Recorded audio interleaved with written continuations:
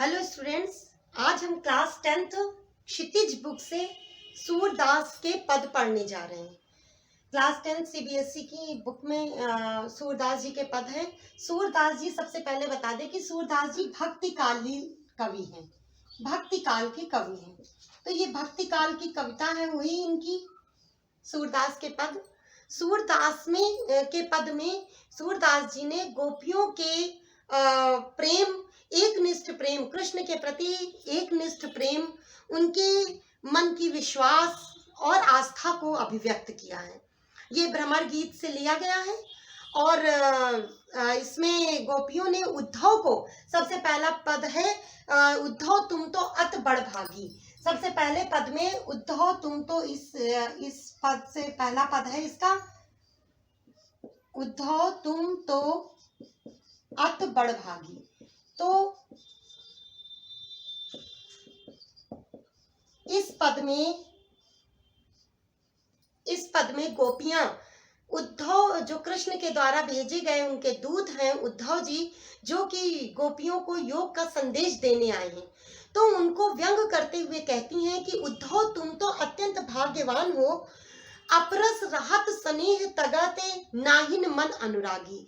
वो कहना चाहती हैं कि उद्धव तुम तो अत्यंत भाग्यवान हो, तुम तो उनके स्नेह के पास में रहते हुए भी अपरस रहत स्नेह तगाते, स्नेह माने धागा, स्नेह के धागे से, स्नेह के तगा माने धागा, स्नेह माने स्नेह, तो तुम तो अपरस रहत माने अब अलग रहते हो, बिल्कुल विरक्त रहते हो, उनके साथ रहते हुए भी, कृष्ण के साथ रहते हुए भी तुम उनके प्रेम रूपी धागे से, प्रेम रूपी बंधन से बिल्कुल अलग हो, और ना ही मन अनुरागी, ना ही तुम्हारे मन में कोई प्रेम है। तो ये व्यंजना शब्द शक्ति के माध्यम से, इसकी भाषा अवधी भाषा है। हम आपको बता दें कि इसमें किस भाषा का प्रयोग है, अवधी भाषा का प्रयोग किया गया है।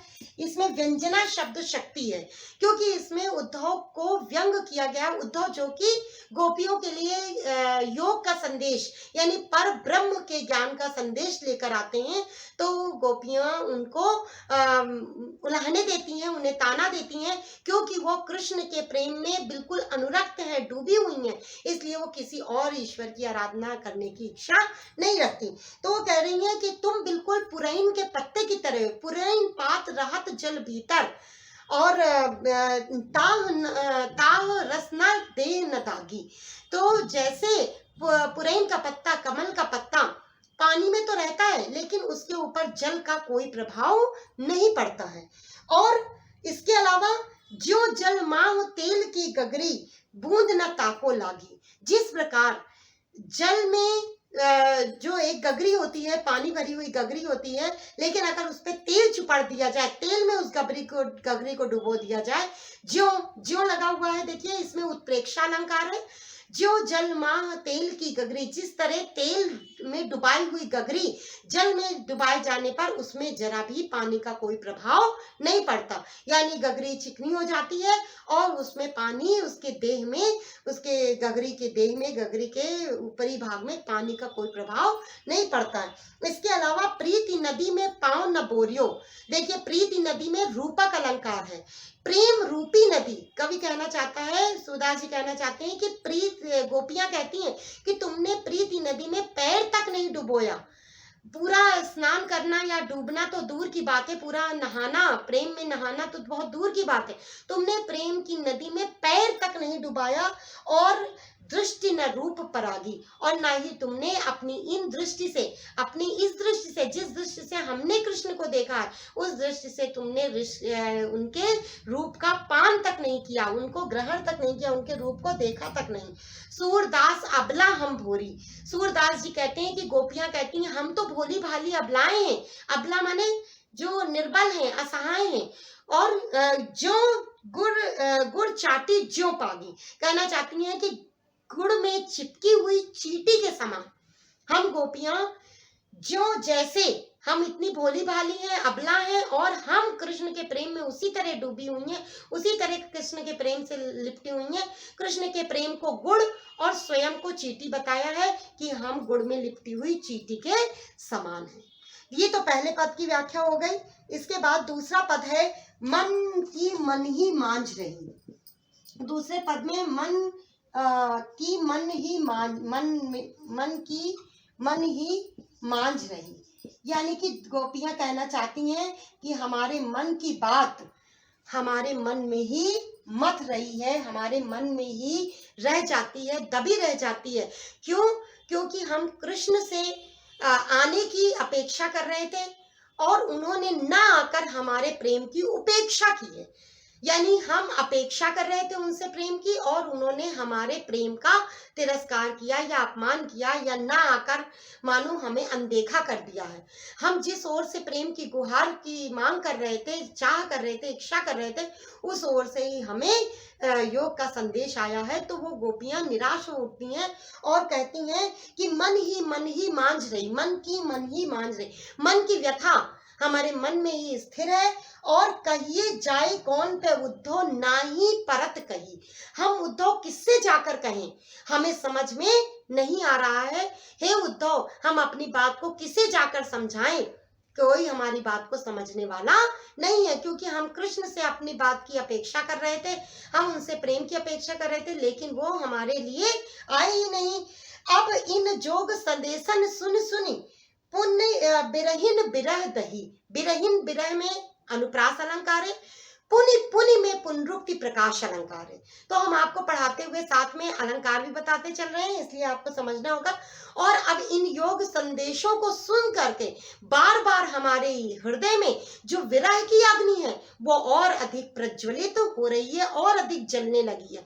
यानी कि हम जो कृष्ण से दूर है वो दुख हमारा और अधिक बढ़ता ही जा रहा, कम होने की बजाय ये योग का संदेश सुनने के बाद हमारा दुख और अधिक बढ़ गया है, कम नहीं हुआ है।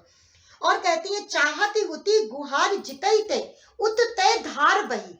जिस ओर से हम प्रेम की गुहार कर रहे थे, प्रेम की अपेक्षा कर रहे थे, प्रेम की जो है आशा कर रहे थे, उम्मीद कर रहे थे, उसी ओर से धार बही। ये धारा किस चीज की है?